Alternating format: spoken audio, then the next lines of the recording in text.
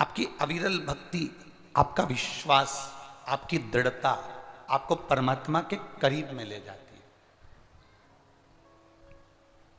प्रत्येक गांव में एक संत, एक साधु, एक सत्पुरुष, एक पतिव्रता नारी, एक सतीवान नारी, एक भगवान का भक्त, प्रत्येक गांव में जैसे पीपल का वृक्ष होता है, हनुमान जी का मंदिर होता है, भगवान का मंदिर होता है, भैरव जी का मंदिर होता है, या कोई देवी जी का, शीतला माता का ओटला होता है, मंदिर होता है, वैसे ही प्रत्येक गांव में एक संत होता है, प्रत्येक गांव में कोई एक भक्त होता है, प्रत्येक गांव में कोई एक पतिव्रता धर्म का पालन करने वाली एक नारी होती है, सातित्व को धारण करने वाली कोई एक नारी होती है। प्रत्येक गांव में भगवान ने एक ना एक संत, भक्त या नारी या सत्पुरुष को भेज कर रखा होता है, जिससे उस गांव में कोई तकलीफ नहीं आती है, वो गांव कभी नष्ट नहीं होता है, उसके तप बल के कारण, उसके भजन के कारण, उसके कीर्तन के कारण, उसके मंत्र बल के कारण। तीर्थ करने जाओ, कहीं घूमने के लिए जाओ, आप जाओ तो आपके साथ में कोई एक भक्त को, भगवान के भजन करने वाले को, भगवान की भक्ति को धारण करने वाले को, भगवत स्मरण करने वाले को साथ लेकर जाओ। मान लो हमारा पाप बढ़ जाए और हम डूबे भी, तो हमारे साथ में जो भगवान का भक्त चले ना, उसके भजन के बल से हम भी पार उतर जाएं और डूब ना पाएं। इसलिए एक भक्त, एक साधु, एक गुरुजन हमारे साथ हो। शरीर का काम है वो पाप करवाएगा, शरीर का काम है वो गलत दृष्टि देगा,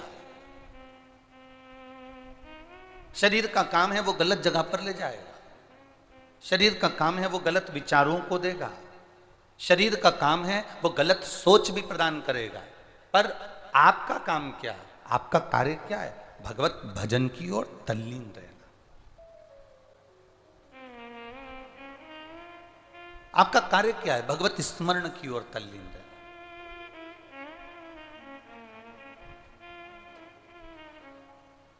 शरीर कहेगा कि चलो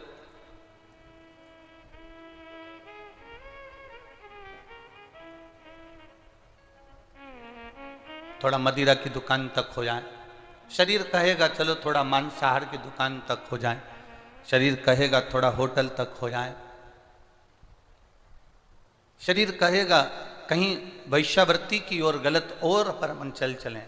पर इस मन के जाने को आप थोड़ा सा सत्संग के माध्यम से, भजन के माध्यम से, पूजन के माध्यम से रोक सकते हो। ऐसा नहीं है कि हमारा शरीर कहे और हमें उस हिसाब से चल देंगे।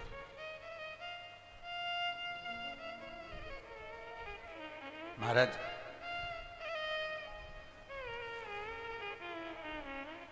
कान में कुंडल पहनो मना नहीं है, पर ऐसा पहनना कि कान ना कटे।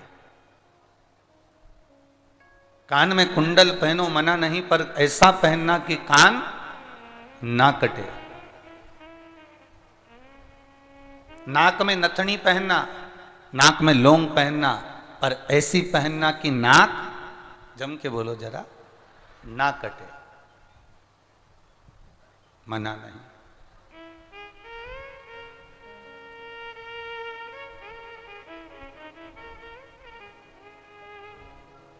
और संसार में खूब रह लो, पर जीवन ऐसा बनाना कि भजन के बिना, प्रभु के नाम के बिना एक दिन भी ना कटे, एक दिन भी ना कटे। कान में कुंडल पहनो, पर ऐसा पहनो कि कान ना कटे। नाक में नथनी पहनो, लौंग पहनो, पर ऐसी पहनो कि नाक ना कटे। और संसार में खूब अच्छे से रह लो, पर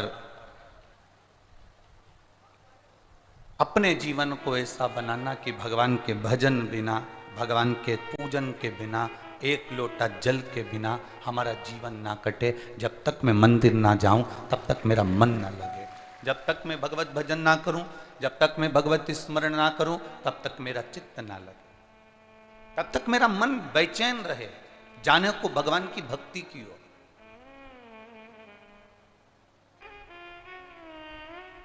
आज बड़ी प्रसन्नता हो रही है हमें आपको यहाँ पर पाकर, यहाँ पर बैठा हुआ देखकर, इस कथा के पंडाल में आया हुआ देखकर।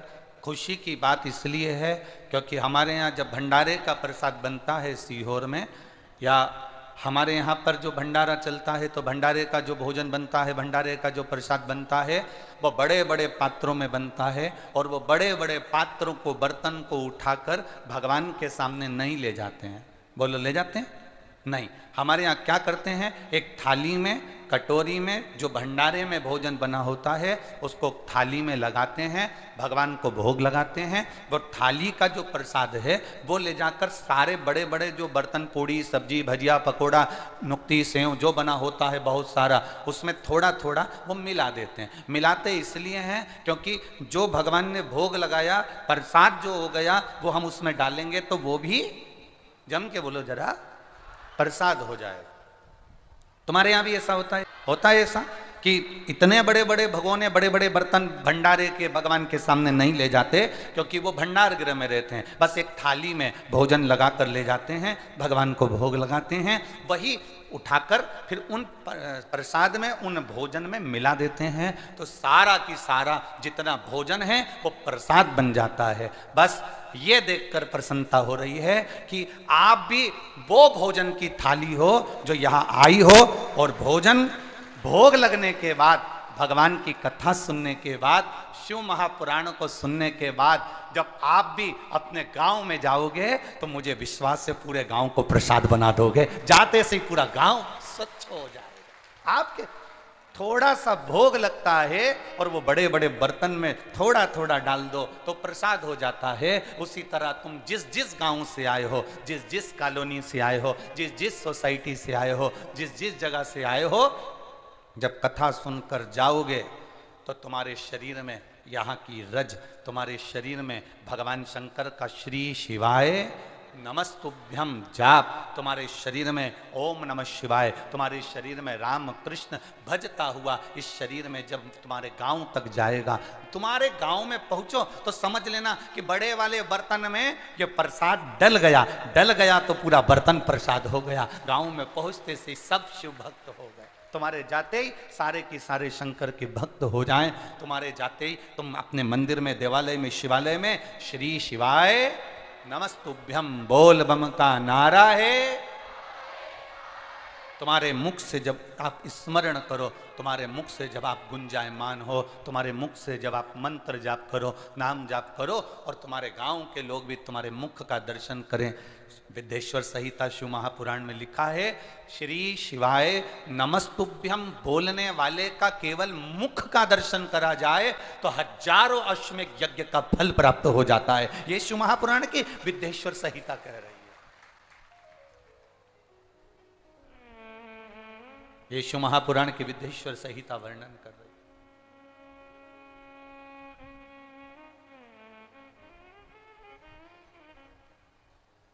ये शिव महापुराण का पावन चरित्र वर्णन कर रहा है। महाराज, आपका भजन, आपका कीर्तन, आपका मंत्र जाप, आपका स्मरण ना जाने कितनों को फल प्रदान कर देता है, ना जाने कितनों को। प्रसाद भगवान के बड़े बड़े बर्तन में डाला जाए तो वो पूरा प्रसाद हो जाता है।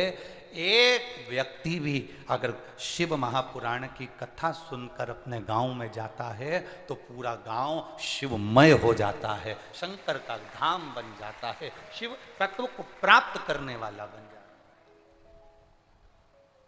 और बिना निमंत्रण के ये जितने बैठे हैं, एक के पास भी ना तो पीला चावल गया, न पत्रिका गई, न पंपलेट गया, न बैनर गया। बस उन्होंने सुन लिया कि बालोद में कथा है और अपने को श्रवण करना है और पहुंचना है, बस भाव से पहुंच गए। ना पत्रिका, ना निमंत्रण, ना कुछ, ना तुम्हारे आने के लिए बस लगवाई गई, ना गाड़ियां लगवाई गई, ना कोई तुमको लेकर आने के लिए कुछ लगाया गया। ये तो आपके दिल में जो महादेव बैठा हुआ है, तुम्हारे हृदय में जो मेरा बाबा बैठा हुआ है, तुम्हारे चित्त में जो मेरा शंभु विराजमान है, वो शंभु तुमको यहाँ तक लेकर आ गया और वही तुमको कथा सुनाकर तुम्हारे दरवाजे, तुम्हारे घर तक भेज गए। कोई शंभु, ये कितना किस्मत, क्या भाग्य। थोड़ा सा प्रसाद बड़े बड़े पात्रों में डाला, पात्र पूरा प्रसाद बन गया। उसी तरह एक व्यक्ति भी अगर कथा सुनकर अपने गांव में गया और गांव में जाने के बाद उसके मुख से भगवान का नाम निकलता रहा, श्री शिवाय नमस्तुभ्यम निकलता रहा, तो समझ लो कि पूरा गांव एक ना एक दिन प्रसाद जरूर बनेगा और उनके मुख से श्री शिवाय नमस्तुभ्यम जरूर निकलेगा, उनके मुख से भगवती स्मरण जरूर निकलेगा। और लुटा दिया भंडार काशी, कर दिया माला ये भक्ति के बल को हमें बढ़ाना है। भक्ति के बल को हम जितना बढ़ाएंगे, हम कहीं ये विचार कई लोगों के मन में आ जाता है, हम फिर कहेंगे कि मानव का शरीर बड़ा कीमती शरीर है, इसको ये तंबाकू गुटखा से या गंदा गटर के पानी से या मदिरा के पानी से इस शरीर को खराब मत करो। तुम्हारी 50 लाख की गाड़ी में गटर का पानी डालकर चलाओगे तो गाड़ी कोई चलेगी क्या? उसी तरह ये करोड़ों का शरीर भगवान ने दिया, एक एक किडनी 10-10, 20-20 लाख की दे दी, लीवर 25 लाख का दे दिया, आंखें लाखों की दे दी, कान लाखों के दे दिए, हाथ पैर लाखों के दे दिए। जरा विचार तो करो, ओरिजिनल चीज जब शरीर की चली जाती है और हॉस्पिटल में डुप्लीकेट घुटना डलता है तो कितना चलता है? कोई काम का रहता है वो? असली चीज भगवान ने तुमको देकर भेजा है। और इस गाड़ी की कीमत को समझ लो, इस शरीर की कीमत को समझ लो, तो व्यसन से दूर रहो। जितना व्यसन से दूर रहोगे उतना तुम्हारी जिंदगी सार्थक हो जाएगी, जितना तुम व्यसन से दूर रहोगे उतना तुम्हारा जीवन धन्य हो जाएगा, उतना जीवन धन्य है। भजन का बल बढ़ाओ, भजन का बल। व्रत है, हाँ ठीक है,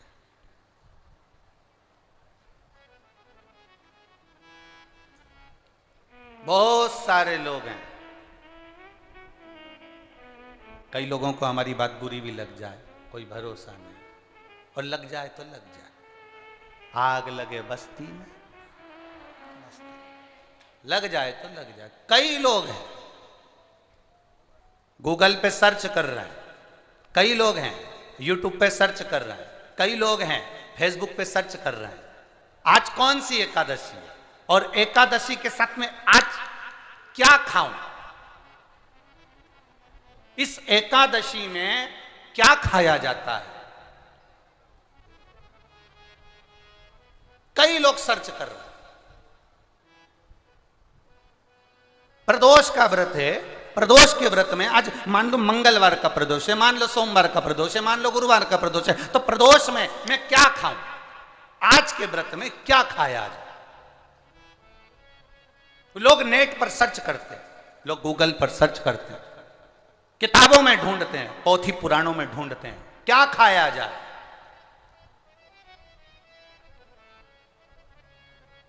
हम क्या खाएं जिससे भगवान हमारे व्रत को स्वीकार करे और हमारे व्रत को स्वीकार करे और हमें दर्शन दे। हम क्या खाएं? हमारा तो केवल इतना सा निवेदन है, किसी भोले व्यक्ति का, किसी गरीब व्यक्ति का धन मत खाओ, प्लाट मत खाओ, उसका पैसा मत खाओ। अगर तुमने उसका प्लाट नहीं खाया, उसका पैसा नहीं खाया, उस गरीब व्यक्ति का, उस भोले व्यक्ति को तुमने धोखा देकर कुछ अगर खा लिया तो समझ लो कि भगवान तुम्हें माफ नहीं करेगा। तुम कुछ खाओ चाहे मत खाओ, पर किसी सीधे, किसी भोले और किसी गरीब व्यक्ति का हक मत खाओ, तुम्हें व्रत का फल मिल जाए, तुम्हें व्रत का फल प्राप्त हो जाएगा। हम क्या खाएं कि हमें व्रत का फल मिल जाए? हम दिन भर भूखे रहें, व्रत कर भी लें और किसी गरीब व्यक्ति का हम धन खा जाएं, किसी को हम अपशब्द कह दें, ताने दे दें, गाली दे दें, आड़ा टेढ़ा कह दें, और किसी का पड़ा हुआ जरा सा मोबाइल उठाकर खा गए, किसी का थोड़ा सा सामान उठाकर रख लिया, तो ये इससे कभी परमात्मा प्रसन्न हुआ है क्या? बोलो री जी छत्तीसगढ़ वालियों, दिल से बोलो जरा, भगवान प्रसन्न हो जाएगा क्या? नहीं। तुम दिन भर के भूखे हो और तुम क्रोध कर रहे हो, तुम दिन भर के भूखे हो और चिड़चिड़ कर रहे हो, तुम दिन भर के भूखे हो और तुम गलत काम कर रहे हो और सोचो कि भगवान आज मेरा व्रत है, भगवान मुझ पे प्रसन्न हो जाए। भगवान कहते हैं मैं इससे प्रसन्न नहीं होता। प्रसन्नता के लिए तुम क्या खा रहे हो मुझे उससे मतलब नहीं। भगवान तुम्हारे ये नहीं देखेगा कि तुमने व्रत में क्या खाया था क्या नहीं खाया था। भगवान तो ये देखेगा कि जिस दिन तेरा व्रत था तूने किसी गरीब का दिल तो नहीं दुखाया था। बस परमात्मा ये देखेगा। भगवान केवल इतना देखेगा कि तुमने, भगवान ये नहीं देखेगा कि सावन महीने में जो एकादशी पड़ी थी उसमें इसने क्या खाया था, हिसाब लगाओ क्या क्या खाया था। तो तुम्हारा हिसाब थोड़ी ना लगाया जाएगा कि साबूदाने की खिचड़ी खाई थी कि बगर खाया था कि पूड़ी खाई थी कि वेपर्स खाया था कि तुमने ये खाया कि खीर बना के खाई। भगवान ये हिसाब नहीं देखेगा। भगवान ये देखेगा कि इसकी एकादशी का व्रत था, इसका प्रदोष का व्रत था, इसका सोमवार का व्रत था, इसका शिवरात्रि का व्रत था, इसका सोमवार की अष्टमी का व्रत था, इसने किसी का दिल दुखाया था कि नहीं दुखाया जा। ये भगवान देखेगा, तुम्हारे खाने को नहीं देखता। भगवान तुम्हारे उस व्यवहार को देखता है कि व्रत वाले दिन तुमने भजन कितना किया, व्रत वाले दिन किसी गरीब का दिल तो नहीं दुखाया, व्रत वाले दिन तुमने किसी के हृदय को चोट तो नहीं पहुंचाई, व्रत वाले दिन तुमने किसी को अपशब्द तो नहीं कहा, व्रत वाले दिन तुमने कोई आड़ा टेढ़ा कार्य तो नहीं करा। इसलिए परमात्मा के व्रत के साथ में एक नियम भारी रखो। आज अगर मेरा व्रत है, मैं अगर कुछ छोड़ भी रही हूं, कुछ खा भी रही हूं, तो ये विचार करना कि मैं किसी के दिल को ना दुखाऊं, मैं किसी के हृदय को चोट ना पहुंचाऊं, मैं किसी के चित्त को कोई चोट ना दूं। मरने के बाद कितने लोगों को भोजन कराया ये मायना नहीं रखता। मरने के बाद तुम कितने लोगों को भोजन कराए ये मायना नहीं रखता। मायना ये रखता है कि तुम जिंदा जी कितने लोगों को भोजन कराए वो जरूरी है। तुम्हारे गांव में शिव महापुराण की कथा हुई, बालोद में शिव महापुराण की कथा हुई, सावन का महीना 5 दिन की शिव पुराण की कथा मिली, 5 दिन की शिव महापुराण की कथा मिली। तुम्हें धन्यवाद देना चाहिए। ये जितने भी यजमान परिवार हैं इन सभी यजमानों को हम तो देखो इस व्यासपीठ से केवल ये कामना कर सकते हैं। हम ये जानते हैं 5 यजमान, 10 यजमान, 20 यजमान, 25 यजमान, 30 यजमान, 35 यजमान, 40 यजमान, 50 यजमान, जितने भी यजमान हैं हमारी जिह्वा पर उनका भले नाम ना आए, पर इतना याद रखना कि तुम वो यजमान हो जिसको शंकर भगवान ने पसंद कर रखा है। उसको पसंद, वो महादेव ने तुमको पसंद कर रखा है। कोई सोने की रकम ऐसी होती है जो किसी को दिखाई नहीं देती, कोई सोने की रकम ऐसी होती है जो किसी को दिखाई नहीं जाती। उसमें ये यजमान जितने भी बने हुए हैं, आप वो हीरा हो, वो सोना हो। भगवान को धन्यवाद देना कि ये 5 दिन की कथा के हमें यजमान पद मिले।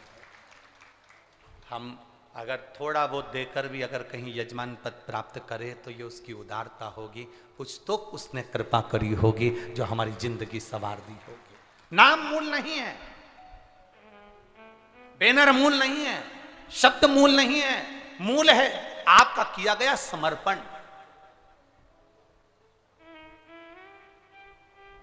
मूल है आपका किया गया भजन।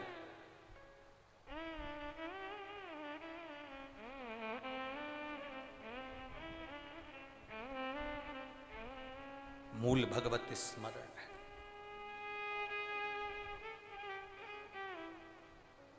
व्यवस्थाएं बहुत बड़ी होती है साहब, ये टेंट, ये पंडाल, इतने लोगों का भोजन व्यवस्था, रुकने वालों की, इतना जरा विचार करिएगा।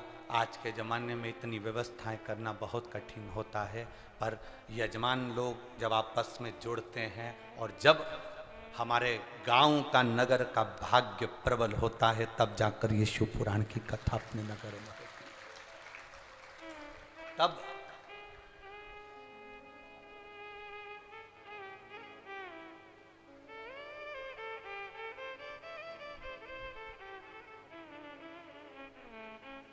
भक्ति के बल को बढ़ाना है, अपने विश्वास को दृढ़ बनाना है।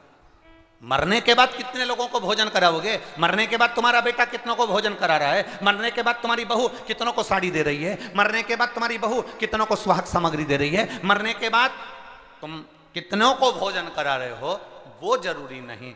जरूरी ये है कि तुम जीते जी, तुम्हारे नगर में बालोद में जब कथा हुई तो क्या तुम्हारे घर में 2 किलो आटे की पूड़ी और सब्जी बनकर इस बालोद में आने वाले शंकर के भक्त को तुमने अगर मुंह झूठा कराया, जो जीते जी करा दिया, तो फिर मरने के बाद की जरूरत ही नहीं। आपने कितनों को पानी पिलाया, आपने कितनों को बिस्कुट खिलाया, आपने कितनों को भोजन कराया। जरूरी वो है। ये शिव महापुराण की कथा एक तत्व प्रदान करती है, एक शिव महापुराण की कथा एक आनंदता प्रदान करती है। आज पूरे बालोद में ये आनंद है कि ऐसा लग रहा है जैसे कि कोई दिवाली आ गई हो, कोई दशहरा हो, कोई आनंद हो। हमारे नगर में एक खुशियां अपने आप समाहित हो जाती हैं। नहीं तो आज के जमाने में तो त्योहार भी फीके हो गए साहब। आज के जमाने में त्योहार भी फीके हो गए। इतना फीका कर दिया विरोधियों ने, इतना फीका कर दिया विधर्मियों ने कि जब देखो जब त्योहार आता है और ये अपनी चाल चलना प्रारंभ कर देते हैं। मावा नकली है, दूध नकली है, मावा नकली है, दूध नकली है, और इनकी निगाह में वो चॉकलेट असली है। घर के पकवान नकली, घर का भोजन नकली, भारत की भूमि पर बनने वाला पकवान, गुलाब जामुन, इमरती, भजिया, पकोड़ा, खोपरा पाक, अपने घर में बनने वाला गुजिया, पपड़िया, सब नकली है। बस बाजार जाओ, रक्षाबंधन का त्योहार है, एक टॉफी भाई बहन को, बहन भाई को दे दे, और इसको त्योहार कहते हो। त्योहार वो होता है जो घर की माँ घर में मिठाई बनाए और बच्चों को खिलाए, उसको त्योहार कहते हैं। फीका कर दिया त्योहारों को। जो भी त्योहार आते हैं या तो 2 हो जाएंगे, 3 हो जाएंगे, या फिर इतने छोटे हो जाएंगे कि उसमें आप विचार करते रहोगे कि मैं कल मनाऊं कि परसों मनाऊं। बस इसी विचार में पड़ते रहेंगे। और हमारा सनातन धर्म का जो हमारा एक आनंद है, हमारे जीवन का जो सुख है, त्योहार का जो उत्साह है, त्योहार का, जन्माष्टमी आती थी पहले लोग ऐसी जन्माष्टमी मनाते थे, रामनवमी आती थी पहले रामनवमी मनाते थे, रक्षाबंधन आता था पहले रक्षाबंधन खुशियों से मनाते थे, जब होली आती थी होली खुशियों से मनाते थे, दिवाली आती थी दिवाली खुशियों से मनाते थे, संक्रांति आती थी संक्रांति खुशियों से मनाते थे। जितने त्योहार आते थे एक आता था और उसमें उत्साह, उमंगता, आनंदता होती थी। आज के जमाने में इतना इतना बांट दिया, इतना इतना बांट दिया कि त्योहार को भी 2-4 कर दिए तो लोग विचार में पड़े रहते हैं। अब करें तो करें क्या, अब विचार करें तो करें क्या। टॉफियों को इतना जरूरी बता दिया कि घर में मेरी माताओं के हाथ की बनी हुई गुलाब जामुन, खोपरा पाक, गुजिया और पपड़िया कोने में पड़ा रहता है, और वो टॉफी एक मूल हो जाती है, एक चॉकलेट मूल हो जाती है। और हम समझ नहीं पा रहे विधर्मियों को, हम सोच नहीं पा रहे कि हमारे सनातन धर्म पर कुठार प्रहार है ये, हमारे सनातन धर्म को नष्ट करने का प्रहार है ये। त्योहारों पर कौन सा एक, किसी ने बता दिया कौन से शास्त्र, कौन से वेद और कौन से पुराण में लिखा है कि त्योहार पर बहन भाई को तिलक लगाए तो टॉफी खिलाए, चॉकलेट दे। यह हमारा सभ्यता, हमारी संस्कृति और हमारा संस्कार नहीं है। यहां तो यह नियम है, बहन भाई को जब राखी बांधे तो बांधने पर उसने अपनी माँ से जो मिठाई बनाई हो वो थाली में रखी हो और बहन भाई को और भाई बहन को खिलाए, तो माता पिता का आशीर्वाद उसके शरीर में पहुंच जाए, उसके जीवन में पहुंच जाए। हम किन ओर जा रहे हैं? और हम चिल्ला चिल्ला कर कह रहे हैं धर्म की, अधर्म का, प्राणियों में विश्व का हो गया। सीधी बात। हम जा कहां रहे हैं? हम किस पथ की ओर, हम किस मार्ग की ओर जा रहे हैं?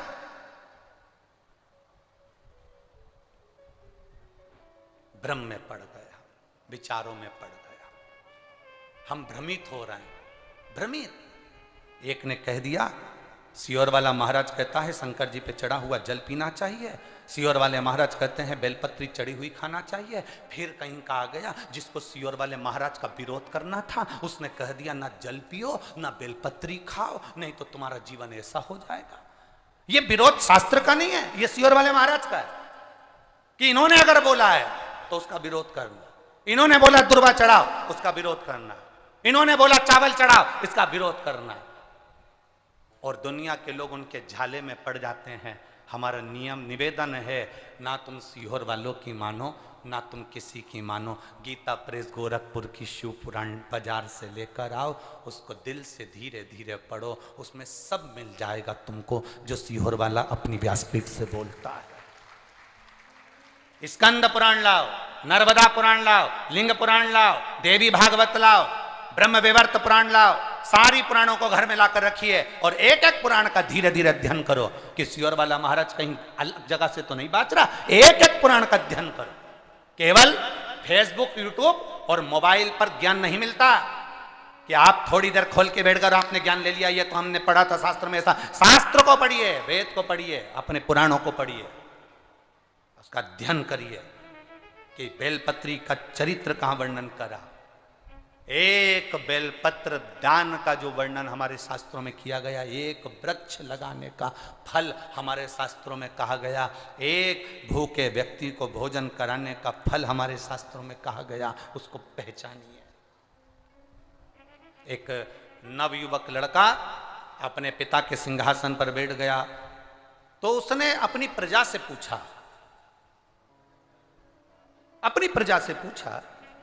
कि सारे प्रजावासी आए और उनसे पूछा, ये बताओ कि मेरे दादाजी के समय का राज्य अच्छा था कि मेरे पिताजी के समय का राज्य अच्छा था कि मेरे समय का राज्य अच्छा है।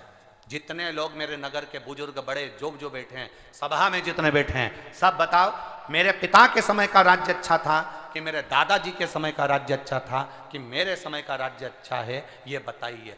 कोई बोलने को तैयार नहीं, क्योंकि राजा का लड़का है। अब तो राजघराने पर राजा के सिंहासन पर ये बैठा है। हम बोलेंगे कुछ आड़ा टेढ़ा निकल गया तो बुरा लग जाएगा, तो हम क्या बोलें, हम क्या कहें इसको।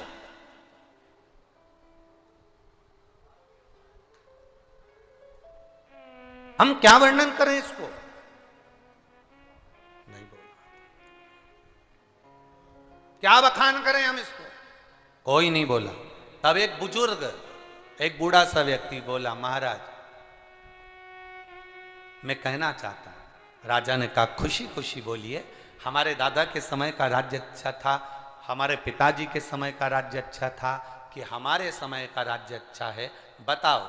इतने में बूढ़ा व्यक्ति बोला, मैं ये तो नहीं बता सकता पर इतना जरूर बता सकता हूं, जब हम बाल्यावस्था में थे, आपके दादाजी का जब राज्य चल रहा था, उस समय पर मेरे जीवन में घटना घटी। क्या घटना घटी? घटना ये घटी कि एक बार मैं लकड़ी काटने जंगल में गया, जंगल से लौट रहा था तो एक सुंदर अबला स्त्री रो रही थी। एक सुंदर अबला स्त्री एक जंगल में रो रही है। सुंदर अबला स्त्री जब जंगल में रो रही थी, तब मैं उस स्त्री के पास गया। मैंने कहा क्या बात है, आप क्यों रो रही हो? कहा मेरी विदाई कराकर मेरे ससुराल वाले मुझे लेकर जा रहे थे, डाकुओं ने आक्रमण कर दिया, परिवार के लोगों को ना जाने कहां फेंक दिया। मैं उनसे बचकर, क्योंकि मेरे शरीर पर कीमती जेवर हैं, इसलिए मैं उनसे छुपती हुई यहाँ आकर पेड़ के नीचे बैठ गई। क्या आप मुझे मेरे ससुराल पहुंचा दोगे? क्या आप मुझे मेरे ससुराल पहुंचा दोगे? क्यों नहीं, कौन सा गांव है तुम्हारा? मेरा वाला गांव है। इतने में उस व्यक्ति ने कहा कि मैंने देखा है तुम्हारा गांव, चलो तुम्हारे ससुर का नाम क्या है ये, चलो मैं तुम्हारे घर पहुंचा दूंगा, वो तो मैं पहचानता हूं, चलो। उस अबला स्त्री को लेकर, वो बूढ़ा व्यक्ति कह रहा है, मैं उस अबला स्त्री को लेकर उसके घर पहुंच गया। मैंने सारा चरित्र सुनाया। उसका ससुर इतना खुश हुआ। मेरी बहू के तन पर जेवर हीरे का था, पूरा शरीर कम से कम लाखों का था उसके तन पर जेवर, और तुम मेरी बहू को यहाँ तक लेकर आए हो। मैं तुम्हें ये 15,000 का इनाम देना चाहता हूँ, 15,000 सोने की मोहरें देना चाहता हूँ। और उस व्यक्ति ने कहा कि मैंने वो सोने की मोहरें नहीं ली, 15,000 नहीं लिया। नहीं दिया। महाराज मैं वापिस आ गया अपने नगर में, दादाजी चले गए, तुम्हारे पिताजी का राज्य आ गया, समय बीता, मैं जवान हो गया। तब मैंने विचार करा कितना दुख का जीवन जी रहा हूं आज मैं, कितनी तकलीफ की जिंदगी जी रहा हूं मैं आज, और इतनी तकलीफ की जिंदगी मेरी जी रही हूं, इतना तकलीफ की जिंदगी में जी रहा हूं। अरे उस समय मौका मिला था मेरे को, अबला स्त्री मिली थी, अबला स्त्री मिली थी, उसके शरीर का जेवर ले लेता और वह 15,000 सोने की मोहरे ले लेता, तो आज मैं खुश होकर जिंदगी जीता।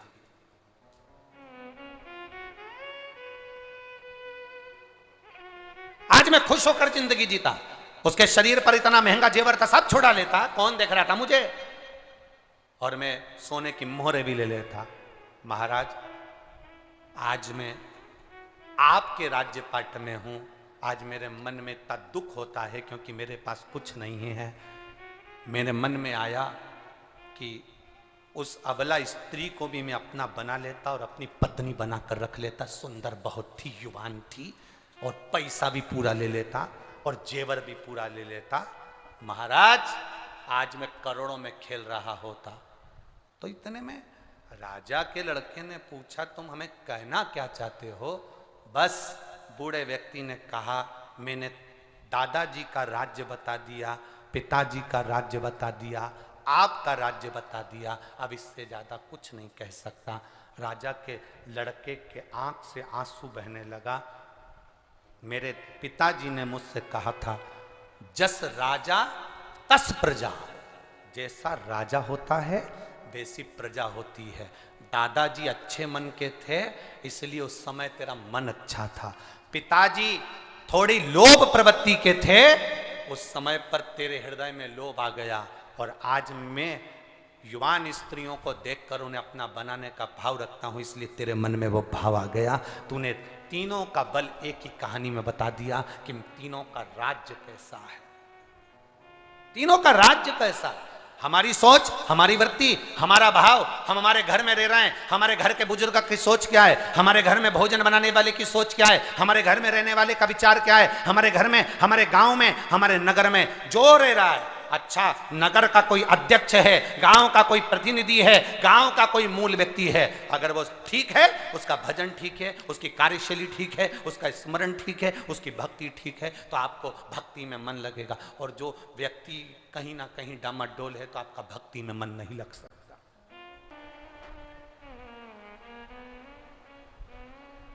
सहज नहीं है शिव तत्व। बाबा से दिल से प्रार्थना करिएगा। आज सावन का महीना, एकादशी, भाव से बाबा से प्रार्थना करो। जहां मिल जाए जगह वहां बैठ कर बोलिए, श्री शिवाय नमस्तु, श्री शिवाय नमस्तु, श्री शिवाय नमस्तु, श्री शिवाय नमस्तु, श्री शिवाय नमस्तु। भोला सब दुख काटो मारा, ओ भोला सब दुख काटो मारा। शिव शंकर जपूं तेरी माला, भोले बाबा जपूं तेरी माला, भोला सब दुख काटो मारा, ओ भोला सब दुख काटो मारा। वेश मंगल मंगलकारी, वेश है मंगल मंगलकारी, शमशान वासी हमारा, शमशान वासी हमारा, ओ भोला सब दुख काटो हमारा, ओ भोला सब दुख काटो। शिव कथा कह रही है, अपने विचारों को शुद्धता की ओर ले। मां पार्वती जी शिव जी को अपना बनाने के लिए पार्थिव शिवलिंगों का निर्माण करती है।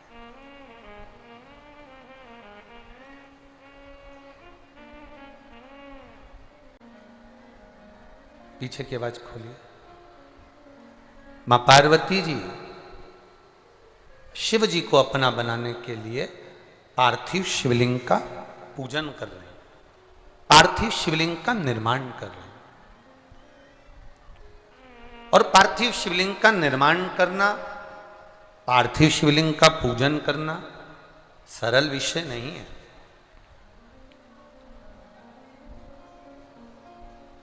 देखिए, कभी अगर मौका लगे आपके जीवन में, हम इतना जरूर कहेंगे, अगर आपके घर में एक बहुत जरूरी है बेलपत्री का वृक्ष। क्या जरूरी है? बेलपत्री का वृक्ष। घर में नहीं लगा सकते हो तो फिर कहीं मंदिर देवालय में जरूर लगाओ। मंदिर देवालय में नहीं लगा सकते हो तो कहीं ना कहीं किसी ना किसी बगीचे में जरूर लगाओ। बगीचे में नहीं लगा सकते तो किसी तालाब, बावड़ी, कुआं, पर्वत आदि के तट पर कहीं लगाएं। आवाज बढ़ाओ पीछे की, और बढ़ा दो पीछे की आवाज, रिटर्न आ रहा है, थोड़ा सा बढ़ाइए। चोंगे की आवाज में बढ़ा दो, चोंगे की। जरूरी है, बेलपत्र का वृक्ष बहुत जरूरी। अगर तालाब, बावड़ी, कुएं पर भी आप अगर बेलपत्र का वृक्ष नहीं लगा पाओ तो फिर प्रयास करो कि रोड के किनारे पर बेलपत्र का वृक्ष, वहां भी नहीं लगा पाओ तो शमशान में कहीं बेलपत्र का वृक्ष शमशान के आसपास में भी है तो वहां अगर कोई बैठेगा, उस पर भी अगर छांव पड़ जाएगी, जीव को कोई लेकर जा रहा है, उसका भी कल्याण हो जाए, ऐसी जगह बेलपत्र का वृक्ष अवश्य है। 3 जगह पर बैठकर माता पार्वती जी ने तप साधना शंकर जी को प्राप्त करने के लिए करी। 3 स्थान बताए गए, 3 जगह पर, और हमारे शास्त्रों में हम लोग वर्णन करते हैं, आप लोग भी माताएं अगर कथा श्रवण करती हैं, छोटी तीज, बड़ी तीज, जिसको सतुआ तीज आदि कहते हैं, मारवाड़ी, माहेश्वरी, अग्रवाल बंधु कोई छोटी तीज करता है, कोई सतुआ तीज करता है, सत्तू को कलपता है, कोई हरताली का तीज करता है। ये स्थान बताएं माता के कि माँ कहाँ कहाँ बैठकर शंकर जी को प्राप्त करने के लिए साधना कर रही है।